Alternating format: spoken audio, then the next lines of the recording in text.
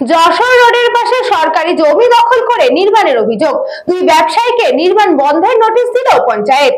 উত্তর চব্বিশ পরগনার গাইঘাটা থানার ইছাপুর 1 নম্বর গ্রাম পঞ্চায়েতের গাইঘাটায় যশোর রোডের পাশে সরকারি জমি দখল করে নির্মাণ করার অভিযোগ উঠল ব্যবসায়ী কাঞ্চন দাস এবং অসিত দাসের বিরুদ্ধে। শুধু রাস্তার পাশে সরকারি জমি নয়, তাদের বিরুদ্ধে জেলা পরিষদের একটি পুকুরের উপর প্লাট দিয়ে নির্মাণের অভিযোগও কিন্তু উঠেছে। পঞ্চায়েত সূত্রে জানা গিয়েছে, স্থানীয়দের কাছ থেকে অবৈধ নির্মাণের অভিযোগ পেতে দুই ব্যবসায়ীকে নির্মাণ কাজ বন্ধ রাখবার নোটিশ দিয়েছে ইছাপুর 1 নম্বর গ্রাম পঞ্চায়েত। পঞ্চায়েত প্রধান জয়দেব হাজরা বলেন, স্থানীয়দের কাছ থেকে অবৈধ নির্মাণের খবর পেয়ে ওই দুই ব্যক্তিকে কাজ বন্ধ রাখতে বলা হয়েছে। পরবর্তীতে ওই জায়গা পরিদর্শন করবার পর প্রশাসনিকভাবে সিদ্ধান্ত নেওয়া হবে। এদিন এলাকায় গিয়ে দেখা গেল, নোটিশ পাওয়ার পর ওই দুই ব্যক্তি নির্মাণ কাজ বন্ধ রাখলেও পাশে আরো একটি নির্মাণের কাজ চলছে। ওই দোকানের বিরুদ্ধে ব্যবস্থা নেওয়া হবে বলে জানিয়েছেন প্রধান। সরকারি জায়গা দখল করেছে যে অবৈধ নির্মাণ করেছেন তা কার্যত স্বীকার করে নিয়েছেন দোকান মালিক কাঞ্চন দাস। তিনি বলেন, আর 5 জন যেভাবে রাস্তার পাশে সরকারি জায়গায় নির্মাণ করেছে, আমিও সেইভাবেই নির্মাণ করেছি। প্রশাসন যদি প্রয়োজন মনে করে তাহলে নির্মাণ ভেঙে দেবে, সেক্ষেত্রে আমার কোনো আপত্তি থাকবে না। গোটা বিষয়টি সম্পর্কে ইছাপুর 1 নম্বর গ্রাম পঞ্চায়েত প্রধান জয়দেব হাজরা জানান, আমি দুজনের বিরুদ্ধে নোটিশ জারি করেছি। আমার গাইঘাটা পিডব্লিউডির জায়গা দখল করে, প্লাস আমার জেলা পরিষদের একটা পুকুর আছে, যেটা অনেক লড়াইয়ের পরে আমরা পঞ্চায়েতের হাতে পেয়েছি,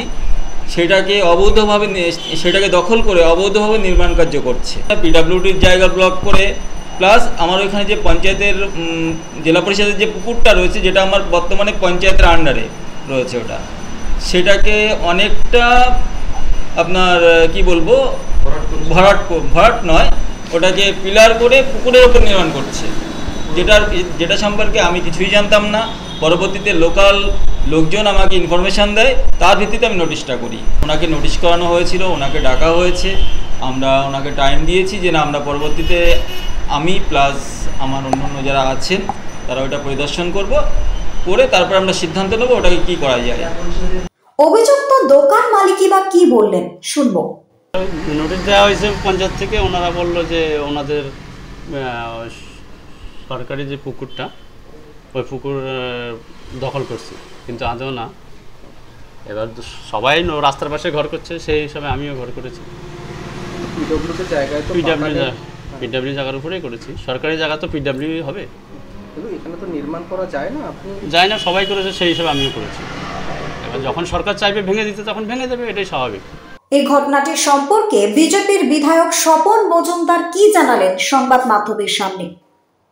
দেখুন, এই বিষয়ে নতুন করে বলার কি আছে। তৃণমূল দলটাই টোটালে এই কাটমানি, চিটিংবাজি এসবের উপর ভর করে চলছে। তারা বালি খাদান, পাথর খাদান, কয়লা খাদান সব খেয়ে ফেলেছে। পঞ্চায়েত ভিত্তিক যে গাছগুলো রাস্তার পাশ দিয়ে ছিল, সেগুলো বিক্রি হয়ে গেছে। বিভিন্ন সরকারি প্রকল্পের টাকা খাওয়া হয়ে গেছে, ঋণ করা শেষ। এবার সরকারি ভেস্টেড ল্যান্ড, সেগুলো পাট্টার নামে প্লট করে বিক্রি করা হয়েছে।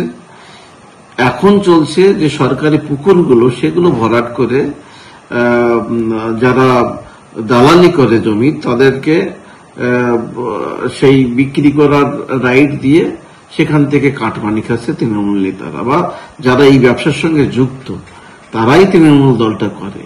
এটা নতুন করে কিছু নাই। এই টিএমসি মানুষের হিতে নয় বা পশ্চিমবঙ্গের হিতে কখনো কাজ করেনি, আর করবেও না। তৃণমূলের এই চোরগুলো আজীবন সরকারি সম্পত্তি, পাবলিকের টাকা কি করে লুট করে খেতে হয় তারা ভালো করে জানে। বাংলার মানুষ সব বুঝেছে, চিনতে পেরেছে। আগামী দিন এই তৃণমূল নামের দলটাই থাকবে না। ব্যুরো রিপোর্ট, নিউজ বঙ্গ টাইম।